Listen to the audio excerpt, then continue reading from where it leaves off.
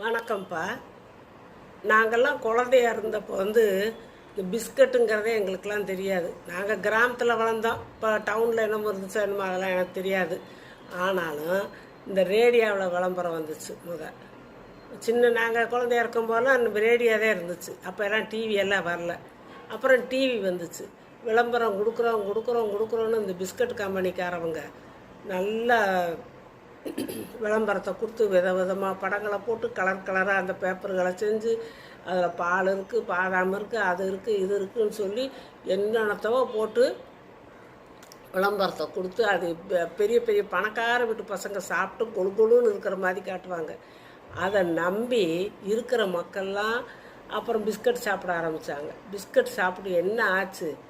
யாருமே இப்போ நல்லா இல்லை. ஏன்னா அந்த காலத்தில் எங்கள் பசங்களுக்கெல்லாம் பிஸ்கட் கொடுக்குற வயசு இருந்துச்சு. ஆனால் நான் கொடுக்க மாட்டேன். இருந்தாலும் அப்படி கொடுத்தவங்களுக்கெல்லாம் இப்போ பளபளப்பை யார் இப்போ நல்லா இருக்கா? எல்லாமே உடம்புல ஏதாவது பிரச்சனை வந்துருக்கு. 30 வயசு 40 வயசு உள்ளவங்களை பாருங்கள், பூரா பிஸ்கட் சாப்பிட்டவங்க தான்.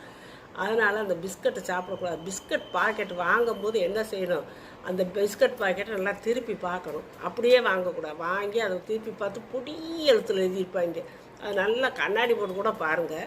அதில் சேர்க்குறது பூரா சர்க்கரை வேப்ப நிறையா இருக்கும், மைதா மாவு இருக்கும், அப்புறம் என்னென்னத்தோ கெமிக்கல் போடுவாங்க வாசத்துக்கு, கலருக்கு, அதுக்கு இதுக்குன்னு போட்டு வெள்ளை சர்க்கரையை தான் ஓவராக போட்டு வெள்ளை சர்க்கரை போட்டால் ரீஃபைண்டு சர்க்கரைம்பாங்க. அதெல்லாம் பூரா உடம்பை கெடுக்கிறது தான்.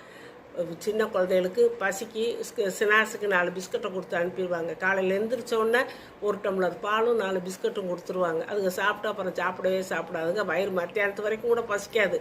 என்னன்னா பசங்க சாப்பிட மாட்டேங்குது. எப்படி சாப்பிடுவாங்க? சாப்பிட மாட்டாங்க. பிஸ்கட் நல்லதுன்னு சொல்லி கொடுக்குறாங்க. பிஸ்கட் நம்மளுக்கு நல்லது இல்லைப்பா, தயாரிக்கிறவங்களுக்கு தான் நல்லது. ஏன்னா பிஸ்கட் வியாபாரம் நல்லா நடக்குது இல்லையா? அதனால் தயாரிக்கிறவங்களுக்கு நல்லது, நம்மளுக்கு நல்லதே கிடையாது, நம்ம குழந்தைகளுக்கு நல்லது கிடையாது. அதனால் நீங்கள் பிஸ்கட்டை குழந்தைகளுக்கோ பெரியவங்களோ, இந்த சுகர் பேஷண்ட் உள்ளவங்க இந்த பிஸ்கட் சாப்பிட்லாம், இந்த ப்ரெஷர் உள்ளவங்க இந்த பிஸ்கட் சாப்பிட்லாம்லாம் சொல்லி விளம்பரப்படுத்தி விற்பாங்க. ஏமாந்துடாதீங்க, பிஸ்கட் சாப்பிடாதீங்க.